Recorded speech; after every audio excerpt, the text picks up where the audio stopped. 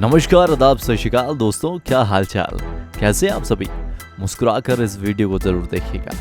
भारत का पड़ोसी राष्ट्र नेपाल कभी विश्व का एकमात्र हिंदू देश हुआ करता था, अब अपने आप को धर्मनिरपेक्ष घोषित कर चुका है। भारत और नेपाल की भूमि के संबंध हमेशा से अच्छे रहे हैं। सदियों के संबंध में लोग रोटी और बेटी का संबंध करते रहे हैं। नेपाल जाने के लिए वीजा की जरूरत नहीं पड़ती। भारत से बड़ी संख्या में लोग नेपाल घूमने जाया करते हैं। भगवान पशुपतिनाथ की भूमि नेपाल सबको अपनी ओर आकर्षित करती है, लेकिन भारतीयों के नेपाल जाने का एक कारण और भी है। वीडियो में आखिरी तक बने रहेगा तो वह कारण हम आपको जरूर बता देंगे। भारत की उत्तरी सीमा पर बसा नेपाल अलग अलग रंगों से भरा हुआ देवी देवताओं का देश है, लेकिन यहाँ प्राकृतिक सुंदरता भी बिखरी पड़ी है। एक तरफ बर्फ से ढकी हुई पहाड़ियां तो दूसरी तरफ देवी देवताओं के तीर्थ स्थल। लेकिन इसके साथ ही एडवेंचर खेलों के शौकीन यहाँ आकर अपना शौक पूरा कर सकते हैं, क्योंकि यहाँ पर रिवर राफ्टिंग, रॉक क्लाइंबिंग, जंगल सफारी के साथ साथ साइकिलिंग का मजा भी लिया जा सकता है। भाई, मजे से याद आया कि हमें भी बहुत मजा आता है जब आपका एक लाइक हमारे वीडियो को मिल जाता है। तो इस खूबसूरत नेपाल को अकेले अकेले देखने का क्या मजा, इसे अपने दोस्तों के साथ में जरूर शेयर कीजिएगा ताकि वो भी हमारे इस वीडियो को लाइक करें। और हमारा लाइक टारगेट है 1000, जो पूरा जरूर होगा। दुनिया में नेपाल ही एक ऐसा देश है जो कभी किसी देश का गुलाम नहीं हुआ और यहाँ कोई भी इंडिपेंडेंस डे नहीं मनाता। नेपाल का कल्चर भारत से काफी मिलता जुलता है।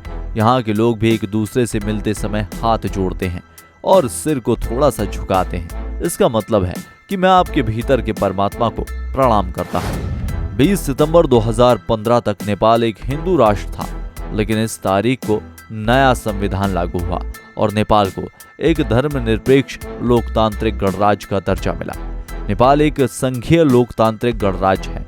यहाँ 81% से अधिक लोग हिंदू धर्म को मानने वाले हैं और इससे यह एक हिंदू राष्ट्र भी है। नेपाल में 123 भाषाएं बोली जाती हैं, हालांकि यहाँ की आधिकारिक भाषा नेपाली है। यहाँ एक राष्ट्र वाक्य है, जननी जन्मभूमि स्वर्गादपि गृहसि, कि माँ और मातृभूमि स्वर्ग से भी बड़ी होती है। नेपाल का राष्ट्रगान है, सैयों गूंगा फूल का हामी, जिसका मतलब है सैकड़ों तरह के फूल हम। नेपाल की राजधानी है काठमांडू और यहाँ की ऑफिशियल करेंसी है रुपया। 28.6 मिलियन की आबादी नेपाल की है। नेपाल में 81% हिंदू, 9% बौद्ध, 4.4% मुस्लिम और बाकी दूसरे धर्म के लोग रहते हैं। जिस तरह भारत में रहने वाले लोगों को भारतीय कहा जाता है, उसी तरह नेपाल में रहने वाले लोगों को नेपाली कहा जाता है। नेपाल का कुल एरिया है 14,75,161 स्क्वायर किलोमीटर और पर्सनल इनकम के अकॉर्डिंग नेपाल का दुनिया में 164वां नंबर आता है। प्रति व्यक्ति $1500 है। नेपाल के चंद्र बहादुर की ऊंचाई केवल 54 सेंटीमीटर के करीब है और इन्हें दुनिया का सबसे छोटा आदमी होने का गौरव हासिल है। इनका नाम Guinness book of world record में सबसे छोटे आदमी के तौर पर दर्ज है। साउथ एशिया के सबसे पुराने देशों में एक नेपाल अपने एंशिएंट कस्टम्स के लिए भी जाना जाता है। पानी को स्टोर करके रखने के मामले में भी नेपाल का जवाब नहीं। पूरी दुनिया में इसका दूसरा नंबर आता है। नेपाल की कई जनजातियों में ऐसा रिवाज है कि वहाँ एक औरत एक से अधिक पति रख सकती है। सबसे ज्यादा समय तक हाथ मिलाने का रिकॉर्ड भी नेपालियों के नाम है और वह 42 घंटे से ज्यादा है। भाई, हाथ मिला रहे थे या फिर सामने वाले के नॉलेज को अपने भीतर गेन कर रहे थे, बिल्कुल पीके की तरह। खान पान की बात करें तो यहाँ का फेमस फूड है मोमोज। जी हाँ, यहाँ के लोग मोमोज ज्यादा खाना पसंद करते हैं और मोमोज की कई वैरायटीज भी आपको यहाँ देखने को मिल जाएंगी। नेपाल के जंगलों में हिम तेंदुआ, पांडा, एक सींग वाला गैंडा फेमस है। हालांकि यह भी संरक्षित प्रजातियां हैं जो लुप्त होने के कगार पर हैं। दुनिया की सबसे ऊंची 14 पर्वत चोटियों में से 8 नेपाल में हैं और इनमें से सबसे ऊंची पर्वत चोटी एवरेस्ट, जिसे सागर माथा भी कहते हैं, वह नेपाल और चीन की सीमा पर है। पर 8000 मीटर की ऊंचाई वाली कुल 14 पर्वत चोटियों में से 8 हिमालय के क्षेत्र में पड़ती हैं। संसार की तीसरी सबसे बड़ी चोटी कंचनजंगा भी इसी एरिया में है। चैनल पर आए हुए इन नए मित्रों से कहना चाहते हैं कि लाल कलर का बटन दबाकर हमारे चैनल को सब्सक्राइब जरूर कीजिएगा और घंटे का बटन जरूर दबाइएगा ताकि भगवान पशुपतिनाथ की कृपा आप तक बरसती रहे। अगर आप नेपाल घूमने जाने का प्लान बना रहे हैं तो शौक से जाइए, क्योंकि वहां जाने के बाद आपको केवल आधार कार्ड की जरूरत पड़ती है, कोई वीजा नहीं लगता।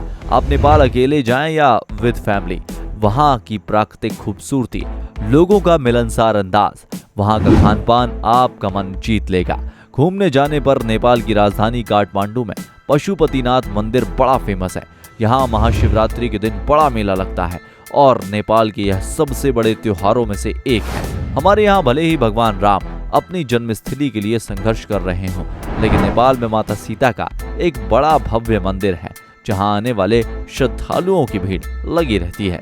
बात करें नेपाल की नाइट लाइफ के बारे में, तो अगर आप भारतीय हैं और नेपाल घूमने जा रहे हैं तो एक बात का जरूर ख्याल रखिएगा। नेपाल की नाइट लाइफ जितनी रंगीन, हसीन और खूबसूरत है, उतना ही धोखा वहां आपको मिल सकता है। जी हाँ, नेपाल के नाइट क्लबों में ऐसे दलाल आपको मिल जाएंगे जिनकी आंखें आपको बड़ी आसानी से पहचान लेंगी कि आप भारतीय हैं और पहली बार नेपाल आए हैं। जी हाँ, पहली बार नेपाल जाने वाले भारतीयों पर इनकी खास नजर होती है। ये अपनी तरफ से आपको फ्री ड्रिंक ऑफर करेंगे। इसके अलावा कैटलॉग लेकर आपको अपने झांसे में लेने की पूरी कोशिश करेंगे। वो आपको वो सब ऑफर करेंगे जो आपके भीतर की दबी हुई चिंगारी को भड़काता हुआ शोला बनाने में मदद करता है। और अगर आप इनके झांसे में आ गए तो इसके बाद आपको नाइट क्लब के अंदर ले जाएंगे, बड़े प्यार से बैठाएंगे, ड्रिंक पिलाएंगे और धीरे धीरे करके आपका सब कुछ लूट लेंगे। अगर आपने ज्यादा आनाकानी करी तो इनके बाउंसर आपकी धुलाई करके तबीयत हरी कर देंगे। So be careful before enjoyment in Nepal.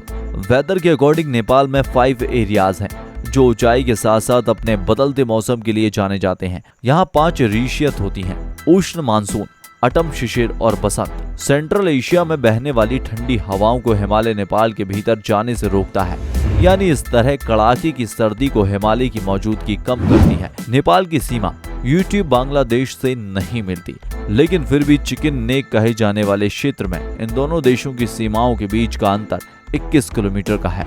Mahabharat काल में भी नेपाल के पशुपतिनाथ मंदिर का जिक्र आता है। इसके विषय में कहा जाता है कि जब पांडव स्वर्गारोहण की तैयारी कर रहे थे, उसी दौरान वह नेपाल से होकर गुजरे और उन्हें वहां पर पशुपतिनाथ शिवलिंग के दर्शन हुए।